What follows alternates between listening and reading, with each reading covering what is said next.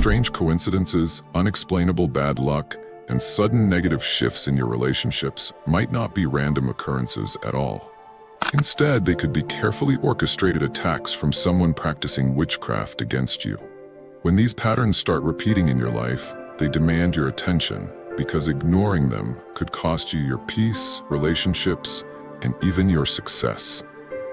The dark truth is that witchcraft still exists in our modern world, though it often hides behind different names and practices. Today, I'm going to reveal 5 unmistakable signs that someone might be using witchcraft against you. Signs that most people miss until it's too late. This knowledge will empower you to recognize these attacks early and protect yourself effectively. Before we dive into these crucial signs, it's important to understand that this information could change how you view certain situations and people in your life. That's why it's essential not to skip any part of this video. If you're short on time, I strongly recommend watching at 1.5x or 2x speed, because the complete context is vital for your protection. Once time is lost, it can never be regained, and the same goes for opportunities to defend yourself from these hidden attacks. Are you ready to discover the 5 telltale signs that someone is doing witchcraft on you? Let's expose these hidden attacks together. When we talk about witchcraft in the modern world, we're not talking about people flying on broomsticks or mixing potions in cauldrons. No, today's witchcraft is much sneakier, kind of like that one friend who always forgets to pay you back, but never forgets when you owe them money. But jokes aside, this is serious business. The first sign someone might be doing witchcraft on you is unexplainable negative patterns that just don't make sense. We all have bad days, like when you spill coffee on your shirt, miss the bus, and then your boss yells at you. That's just a bad day. But when these things happen week after week, hitting the same areas of your life over and over, that's when your spider senses should tingle. Here's what makes these patterns different from regular bad luck. They attack specific areas of your life that were previously going well. Maybe you've always been healthy, but suddenly you're sick every other week. Or your business was thriving, but now clients are canceling for the weirdest reasons. Perhaps your usually happy relationship is now filled with fights that start out of nowhere. The key thing to watch for is the sudden onset of multiple problems all at once. It's like your life was a smooth-running car, and overnight someone poured sugar in your gas tank, slashed your tires, and stole your steering wheel all at the same time. When 3 or 4 areas of your life crash simultaneously without any logical explanation, that's not coincidence. That's the first sign of witchcraft. These patterns often manifest in super specific ways. For example, you might notice that every time you're about to sign a new client, your computer crashes, your phone dies, or your internet cuts out. Or maybe every time you plan a romantic evening, something always ruins it at the last minute. These aren't random events. They're orchestrated attacks designed to block your success and happiness. So how do you tell the difference between regular life challenges and supernatural interference? Regular problems have logical causes and effects. Your car broke down because you didn't change the oil. You got sick because everyone in your office had the flu. But with witchcraft, the timing is just too perfect. The coincidence is too frequent, and the explanations are too flimsy. Here's something practical you can do. Start a journal. Write down when these strange patterns occur. What was happening in your life right before, who was involved, and what you were about to achieve. Patterns will emerge when you track them.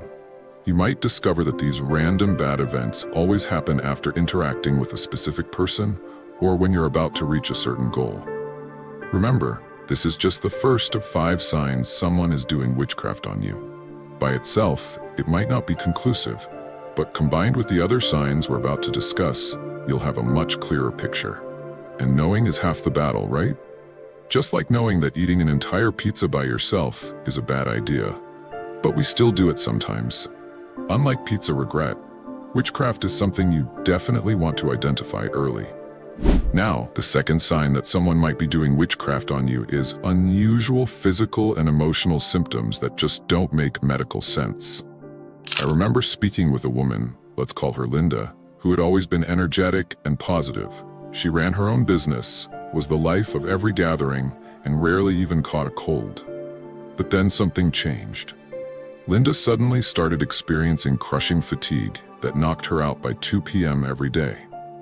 Her doctor ran tests, blood work, thyroid checks, sleep studies. Everything came back normal. Yet, she could barely drag herself out of bed most mornings. What struck me most was how she described it. It doesn't feel like normal tiredness. It feels like something is literally draining my energy, like a battery being depleted. Her words still send chills down my spine because they're so common among people experiencing this second sign. These symptoms aren't just physical. Linda also began experiencing emotional changes that scared her friends and family.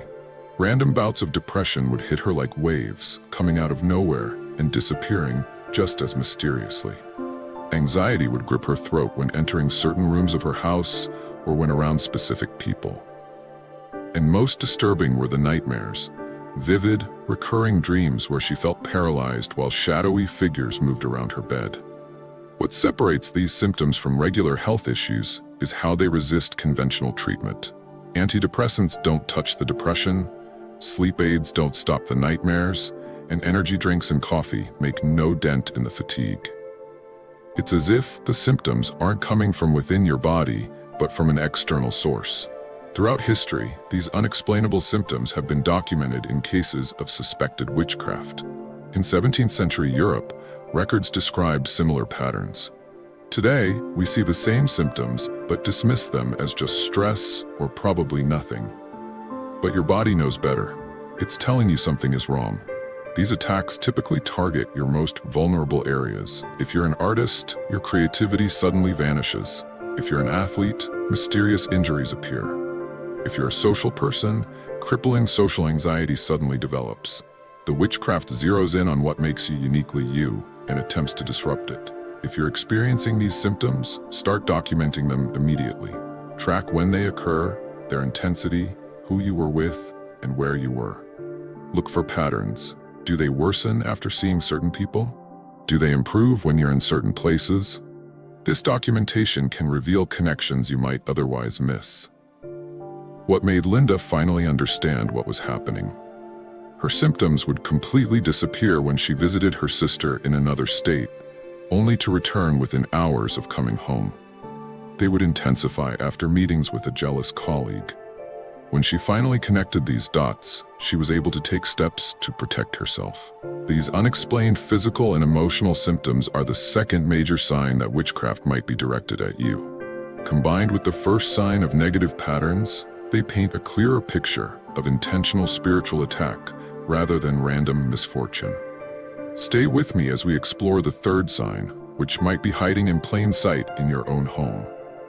Now, the third sign someone might be doing witchcraft on you is discovering strange objects or unusual arrangements in your home or workplace. And folks, this one is so fascinating because it's literally the physical evidence of spiritual warfare, like finding the smoking gun at a crime scene. Now, I'm not talking about finding your roommate's weird collection of garden gnomes, though, to be honest, those things have always creeped me out a little.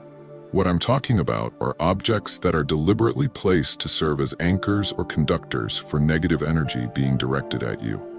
In modern witchcraft, practitioners often use common everyday items that won't raise suspicion. A small bundle of herbs tied with a red string, a jar filled with pins, nails, or personal items like hair or fingernail clippings, small pouches of powder tucked into corners or underneath furniture, coins or stones arranged in specific patterns, or even perfectly ordinary objects that are just somehow off, like finding all your family photos suddenly turned upside down or face toward the wall.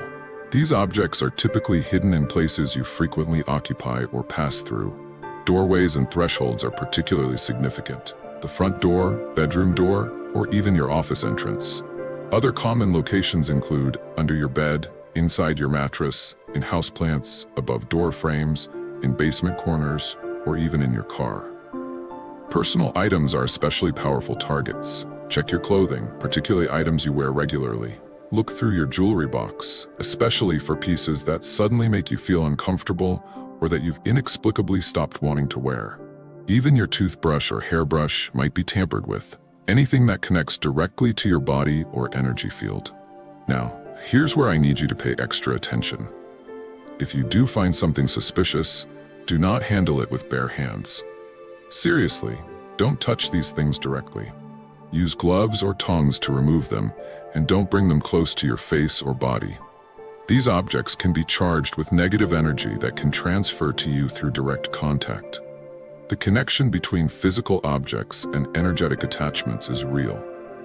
Think of these items as physical anchors that hold spiritual intentions in place. Just like your cell phone captures invisible signals from cell towers, these objects capture and amplify the negative intentions sent your way. What's truly shocking is how innocent-looking these items can be.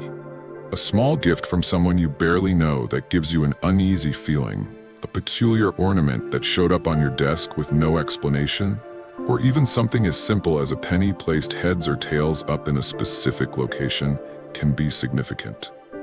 And listen, if you've made it this far into this video, you're clearly serious about protecting yourself and recognizing these signs, and that deserves some respect. If you're finding value in this information, do yourself a favor and smash that subscribe button right now. Why? Because we regularly share this kind of vital protective knowledge that you simply won't find in mainstream sources.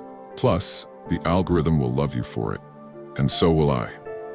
Remember, identifying this third sign, strange objects or arrangements, is crucial because it provides tangible evidence that someone is intentionally targeting you. Combined with the first two signs we've discussed, you're now equipped with even more knowledge to protect yourself. And knowledge, my friend, is the most powerful protection of all.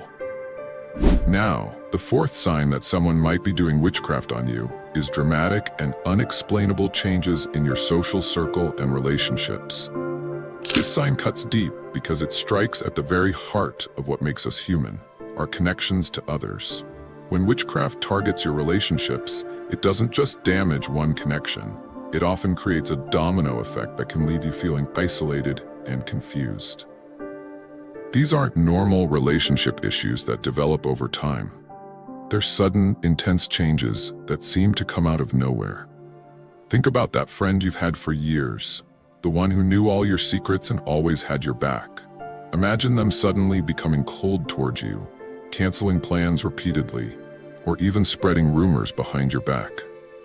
When you try to talk to them about it, they can't explain why they feel differently about you.